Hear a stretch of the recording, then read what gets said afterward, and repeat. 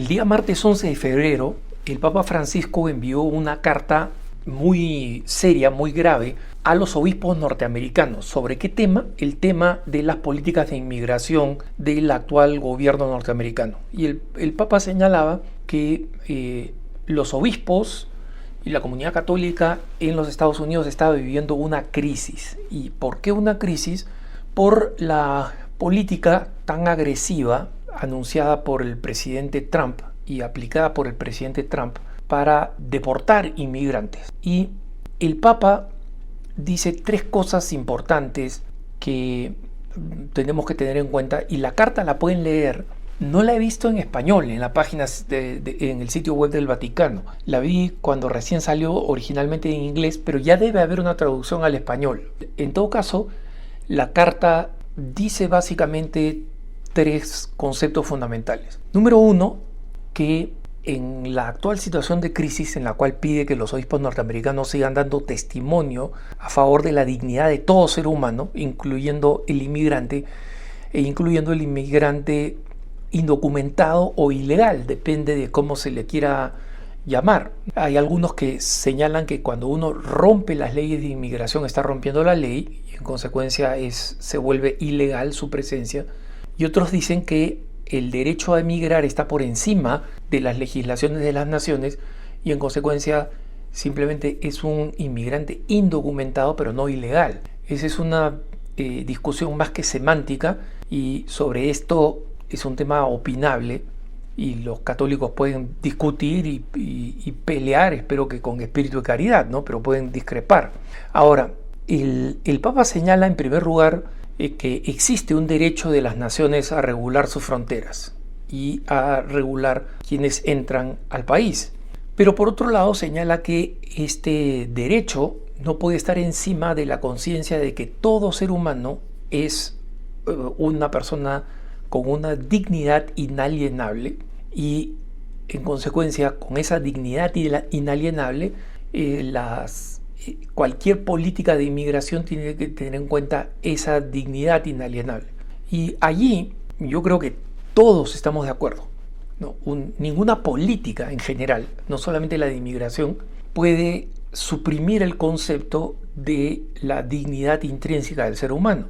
Y el Papa Francisco es precisamente enormemente pro vida y señala que el aborto es equivalente a contratar un sicario para asesinar a alguien, precisamente porque también el no nacido tiene esa dignidad irrenunciable de ser hijo de Dios. El problema está en, como siempre, cómo la doctrina se convierte en política, cómo la doctrina católica termina convirtiéndose en política. No me refiero a política partidaria, sino en políticas en términos de leyes, de acciones públicas, de inversión del Estado, etc. Y aquí es donde el Papa escoge en esta carta entrar en debate con el vicepresidente de los Estados Unidos, un convertido al catolicismo, que es J.D. Vance. El Papa no menciona a Vance por nombre, pero aborda un tema en un solo párrafo, pero aborda un tema y establece polémica con un concepto que solamente J.D. Vance ha desarrollado hasta ahora públicamente, no porque sea ajeno a la reflexión católica, no, hay otros políticos y filósofos importantes y otros pontífices que han desarrollado esta teoría, pero recientemente el único que ha sido públicamente es J.D. Vance. ¿Y a qué teoría nos referimos? Nos referimos a la teoría del Ordo Amoris. ¿Qué cosa significa Ordo Amoris? Un término en latín. El orden del amor. Y esta es una postura teológica y filosófica planteada originalmente por San Agustín y luego organizada o sistematizada por Santo Tomás de Aquino, en la que señala que si bien nosotros estamos obligados a amar a todos los seres humanos, a todos, incluyendo nuestros enemigos, existe un orden para el amor. Y ese orden tiene que ver con mis responsabilidades ante Dios. Y en consecuencia, yo tengo que preocuparme primero más por mis hijos que por mis sobrinos. Más por mis sobrinos que por el hijo del vecino. Más por el hijo del vecino que por el hijo de alguien que no es mi vecino. Más por el hijo de alguien que no es mi vecino que por un criminal que puede hacerles daño. Y sin embargo tengo que amar al criminal. Pero hay estos círculos concéntricos de amor que tienen que ver con mi responsabilidad y con las capacidades reales que tenemos los seres humanos de ocuparnos de cosas. Nuestro amor tiene que ser universal, pero eso no significa que podemos de facto en la vida cotidiana beneficiar a todo el mundo. Tenemos límites naturales. Y una vez más, esto no cuestiona la obligación de que el amor nuestro sea universal, pero hay un orden. Entonces, explicando por qué había que aceptar leyes duras de inmigración, donde se arrestaran masivamente a los inmigrantes que son criminales, que son probablemente criminales, y deportarlos, J.D. Vance argumentaba con esta teoría del ordo amoris, ¿no? Del orden del amor. Entre paréntesis, J.D. Vance no es un converso al catolicismo cualquiera, es un hombre, recordemos que se graduó de Harvard, inteligente, intelectualmente sofisticado, ha leído autores católicos importantes, complejos, ¿no? Desde Ratzinger hasta un autor francés muy influyente en Estados Unidos recientemente, que se llama René Girard y que no es fácil de leer, ¿no? Y en consecuencia tiene una postura un poco más informada. Bueno, en la carta el Papa directamente aborda el argumento del ordo amoris. Digamos, consideramos que cuando el Papa se ha referido al tema de la inmigración, siempre ha reconocido estas dos cosas, ¿no? Primero, que las naciones tienen el derecho a regular sus propias fronteras y quienes entran y quienes no entran al país. También está el principio fundamental de la dignidad humana. Pero nunca había hablado del ordo amoris, y la primera vez que lo hace en esta carta, obviamente en respuesta a J.D. Vance. Y los distintos medios de comunicación en inglés que están familiarizados con el argumento reciente de J.D. Vance, inmediatamente dijeron: esto es, digamos, una crítica directa a la política del gobierno en el que está J.D. Vance, que es el gobierno de Donald Trump, ¿no? Entonces es una crítica directa al gobierno de Donald Trump. Porque el Papa, ¿cómo responde a esta teoría del ordo amoris, del orden del amor? Diciendo que, sin embargo, a pesar de que la teoría del ordo amoris es correcta, esta no puede estar por encima de la parábola del samaritano. Y como sabemos, la parábola del samaritano es la parábola donde Jesús nos enseña que no importa cuán extraño sea el extraño, es una responsabilidad de caridad salir al encuentro y ayudarlo en medio de la urgencia. Y entonces básicamente critica la interpretación que hace J.D. Vance del ordo amoris en un párrafo. Entonces ni J.D. Vance se extendió para explicar la teoría del ordo amoris y cómo la aplica, salvo lo que yo he explicado, un poco más rápido que yo. Y yo le partí en pedazos con un ejemplo, ¿no? Mis hijos, los hijos del vecino, etcétera, ¿no? Y el Papa también lo cuestiona en un párrafo, básicamente en lo que yo he dicho. Prima la parábola del samaritano. Y esto es muy bello y muy bueno que lo diga el Papa. Y además recordemos que es el Papa, y en consecuencia nosotros como católicos, cualquier católico, incluyendo J.D. Vance, le debemos un respeto y un espíritu de sometimiento inicial a sus reflexiones. Pero como se trata de un tema prudencial, como es en realidad toda la doctrina social de la Iglesia, más allá de los principios esenciales de la doctrina social de la Iglesia que se basan en la moral católica, recordemos que la doctrina social de la Iglesia es parte de la moral católica, ¿no? De la teología moral. Y es la que está más cercana a los juicios prudenciales. Y esos juicios prudenciales varían mucho. Varían con la circunstancia de cada país, varían con la circunstancia histórica. Las situaciones históricas no son las mismas. y algunas cosas prácticas que describía la Rerum Novarum, por ejemplo, la primera encíclica social escrita por el Papa León XIII, no se aplican hoy porque ya no existe esa realidad. Pero los principios fundamentales se siguen manteniendo, ¿no? ¿Esto qué cosa significa? Que como se trata de un juicio prudencial, nosotros asintiendo a la preocupación del Papa, que es que nadie sea maltratado ni sea humillado en su dignidad simplemente por una fobia, por una campaña que es xenófoba, ¿o no? O sea, xenófoba significa que detesta al extranjero y a todo lo que es extranjero, ¿no?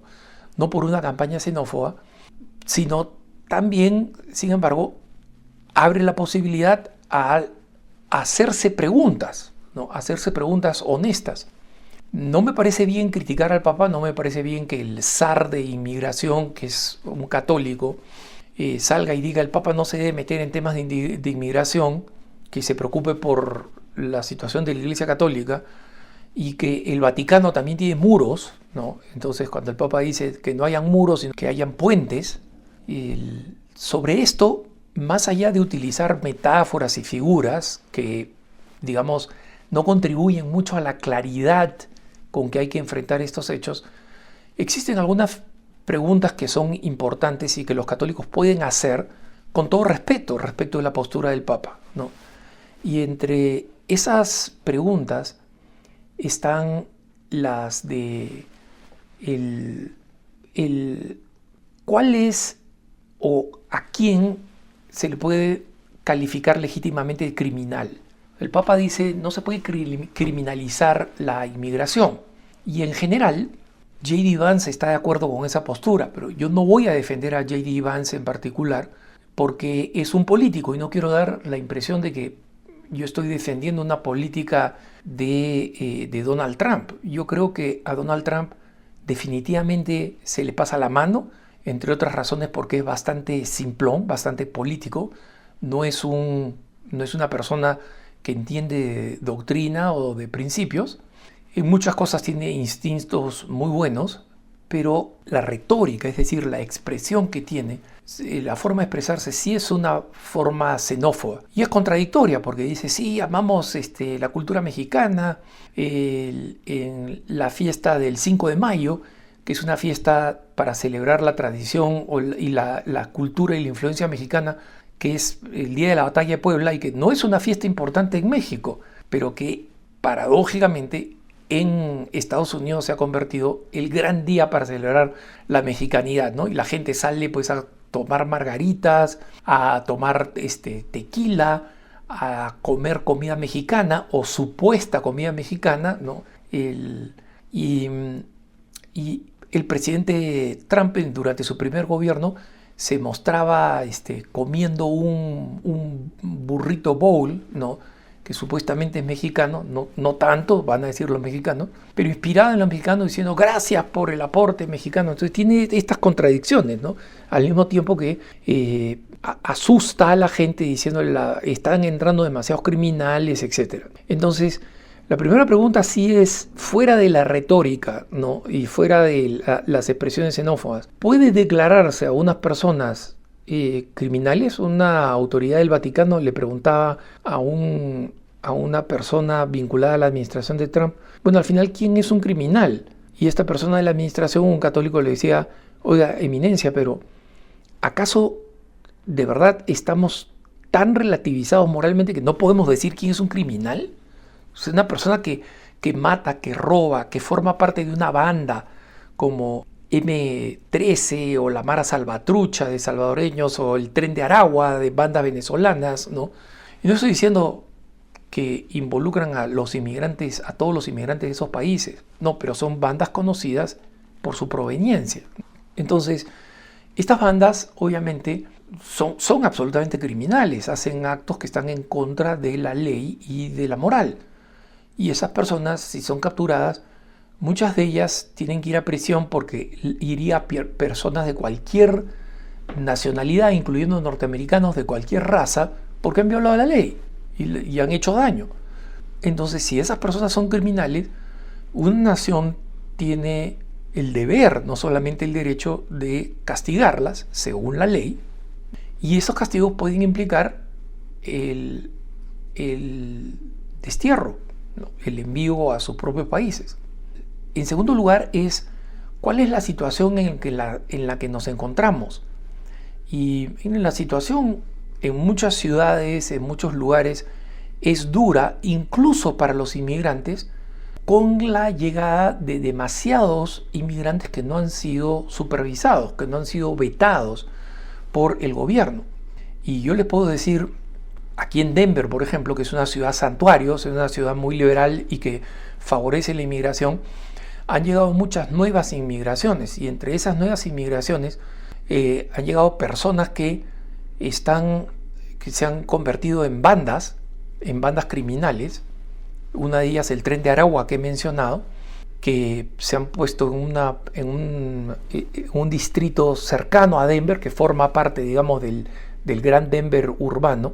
Y esta banda, a los primeros que explota son a sus connacionales, que no forman parte de la banda, y a otros inmigrantes. Son sus primeras víctimas. Entonces, son muchos los inmigrantes que son un poco más viejos, y que muchos de ellos todavía se encuentran en situación no legal, pero que son personas de bien, que dicen que deporten a estos, que los paren, porque la política ha sido demasiado catastrófica.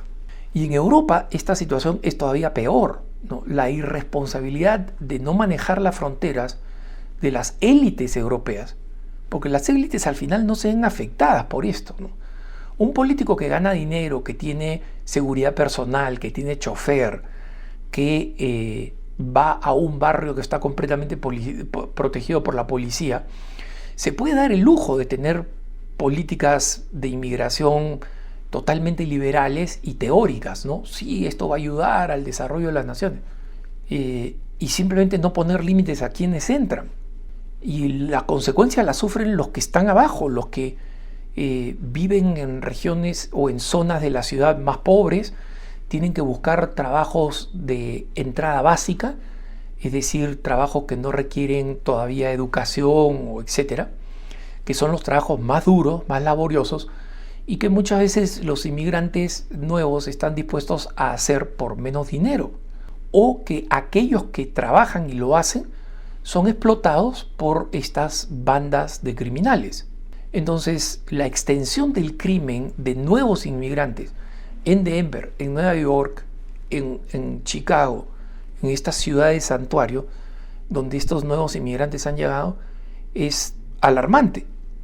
No digo las nacionalidades de los inmigrantes porque no quiero asociar esa nacionalidad con estas bandas, y no quiero crear una falsa oposición aquí entre los inmigrantes que tienen más tiempo acá en Estados Unidos o comunidades de inmigrantes, como por ejemplo los mexicanos, que son la más antigua y más extendida, los centroamericanos, que después le siguen en número, digamos, a la de los mexicanos, u otras de América del Sur que son también muy grandes, especialmente en la Florida, como pueden ser los argentinos y los brasileños, y en otras partes como en Nueva Jersey o en California, incluso en Denver, como son los peruanos, ¿no?, a las que yo pertenezco. Pero lo importante es ver cómo hemos llegado a esta situación. Y otra pregunta más de cómo hemos llegado es: ¿qué responsabilidad tienen las naciones de la cual provienen los inmigrantes? O sea, pensemos en las últimas olas de inmigración. Haití, la corrupción que ha perdido el control del país. El país está controlado por bandas que se lo pelean y no hay autoridad posible. Las Naciones Unidas han tenido que mandar un contingente de militares de Kenia, del África, para tratar más o menos de mantener el orden. Entonces la gente sale como puede. Cuba, ¿por qué salen los más jóvenes cubanos? Por el socialismo, donde es imposible sobrevivir y las cosas se están poniendo peor. El sistema eléctrico en Cuba está colapsando y simplemente sin electricidad, sin energía, no se puede vivir, no se puede producir, no se puede prosperar, no se puede ni siquiera cargar los teléfonos celulares y la gente comienza a retroceder a la edad de piedra. Venezuela, ¿por qué están saliendo los venezolanos? Colombia, ¿por qué están saliendo los colombianos? México, ¿por qué siguen saliendo los mexicanos? Cuando ya México comienza a entrar en un problema de población, es decir, está perdiendo población y está perdiendo población talentosa. Muchos de estos países, a los primeros que pierden son a la gente más trabajadora y talentosa, porque es la gente que tiene más ánimo de salir, más ánimo de arriesgar. Pero cuando ya la situación se vuelve insostenible, hasta los criminales emigran. Y ahí es cuando vienen los problemas en las naciones que reciben esta inmigración. Yo no le diría a mi hermana que salga a la calle en Madrid o en Barcelona, en la zona del centro. O sea, los inmigrantes se han convertido literalmente en una peste. Y los inmigrantes no son una peste por sí mismos. Pero cuando provienen de países de culturas completamente opuestas, ¿no? Y además no solamente opuestas, sino agresivamente contrarias a la tradición cristiana de nuestros países, los problemas se multiplican. Miren lo que está pasando con el islamismo en Alemania, en Holanda, en Francia y ahora en España. Son problemas en los cuales algunos países como Polonia y Hungría, por ejemplo, se han resistido. Ellos aceptan inmigrantes, pero no aceptan inmigrantes del mundo musulmán. Y uno diría, bueno, Alejandro, es que eso no es tratar a todas las personas por igual. No, o sea, se trata a todas las personas por igual.